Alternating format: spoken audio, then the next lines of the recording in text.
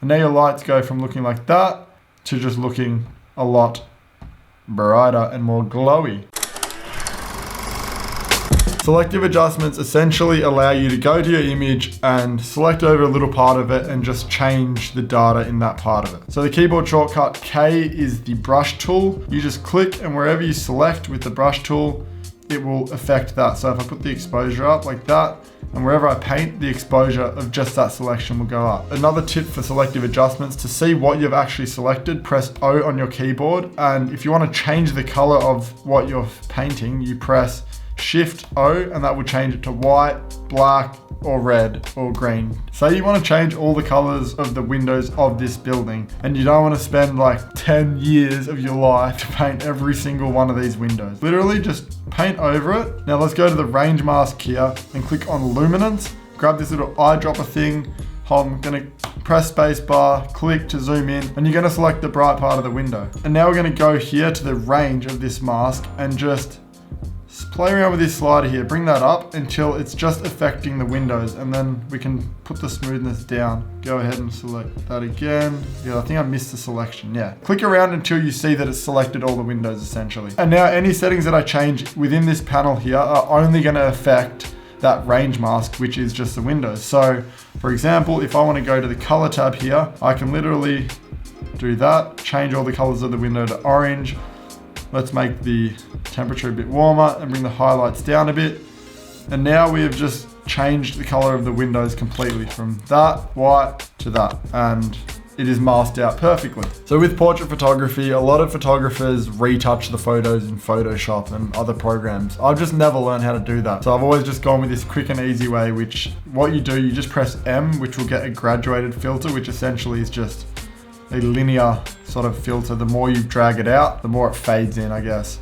So what I'm gonna do is just drag it from on the right side of the image. I'm just gonna do this, so essentially it just covers the whole image. I'll press O to get rid of that. We're gonna go back down to range masks. We can go to color, get the eyedropper tool, and instead of just clicking on one dot, which works for this in this case, but what you can also do is if you want to get an average of the colors in the selection, you can just draw a box and it will take the average color within that box and make a selection based on that. We can just select that so it's just affecting Lisa's skin here. Then we'll put this eyedropper back. Say we don't want to select this hair here, but we can't just get rid of it by doing that because now it's taking away from the skin.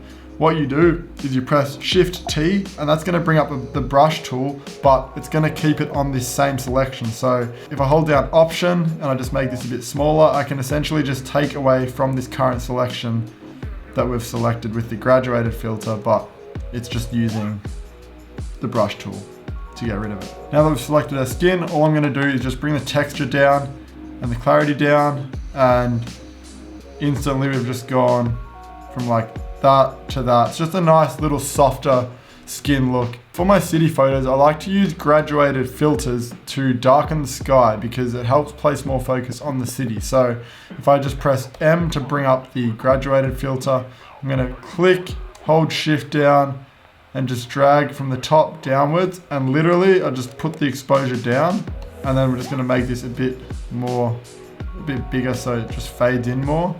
And you can just bring it like that, and essentially, so that's without it and that's with it. So it just helps place a bit more focus on the city. That's one way you can use graduated filters. Another way I like to use them is for street photos. With this photo here I took in Japan, if I press M to get up the graduated filters, you can see that I've got one here, here, here, and here. And essentially what they're all doing, I've just put the exposure down a little bit. So without them, the image is sort of evenly lit, which isn't bad, but if you want to place focus on this taxi, I like to just drag from left to right and on this sort of angle, because it's sort of the natural pathway that lighting would fall. And you can just darken it like that, bring that one in, do another one on this side, and then another one from the ground up, and then from up here.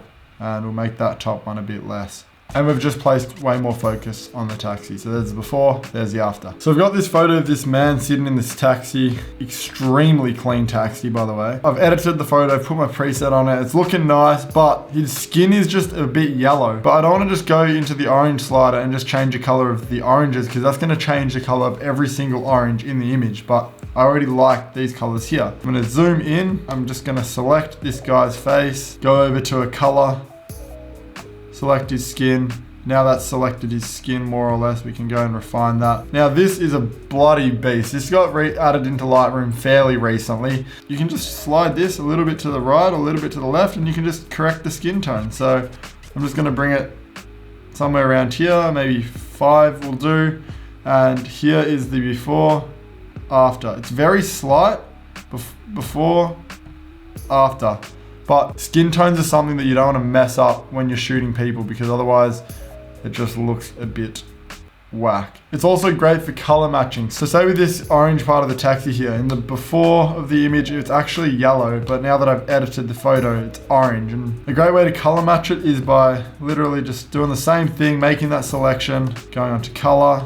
Now you've got that selected. What you can do is just press Y on your keyboard, which is going to show the before and after in a split view. And if you don't have that split view, just press K to get out of the brush tool, and you just want to make sure this one is selected and just keep clicking it until it shows it like this. Press K to go back into the brush tool. You're going to press Y, click back on the selection, press Y again. So now we can see the before and after, and essentially you just slide the hue around here until it is roughly matched. So I think something like that looks pretty similar. And now you've color matched it without changing any of the colors of the photo except for that part. You can get really creative with this. Say you have a street photo and there's a lot of neon signs in it, and you want to go in and change the color of some of them just to change up the shot. Literally just select around them, change a hue, and now you have different colored neon signs. How cool. Fascinating stuff. There is this auto masking feature here, which you can click, and so if we just put the brightness up, I mean, it works, but I don't know. I don't really like it. I never use it. So, I mean, if you want to go watch another tutorial about that, you can, but I don't really know how it works, so I'm not going to use it.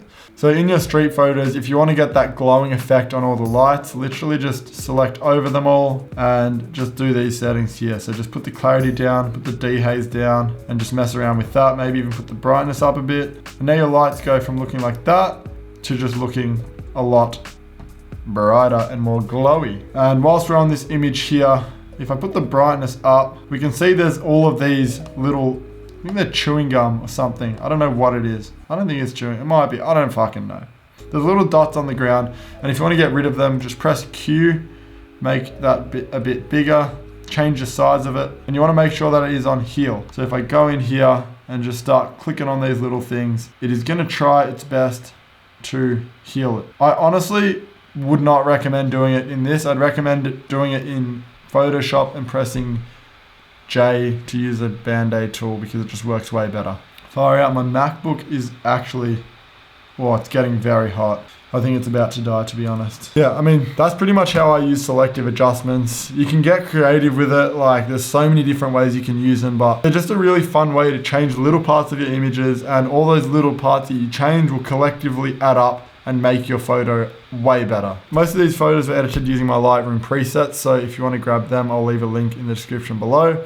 But yeah, if you're feeling a bit down today, reach out to a friend, ask them, maybe even ask your mate how they're going, just to check up on them, because you never know what someone's going through mentally. So reach out to a friend, maybe do an editing session, maybe tell them to download my presets. If you want to check out all my other photos, head over to Instagram at 7th Era, because that's where I post all my content. But yeah, enjoy the rest of your day, and as always, don't think, just do. Repetition, shop and blaze. Like me, she my serving up every single plate. The hottest in the season, even summer looks away.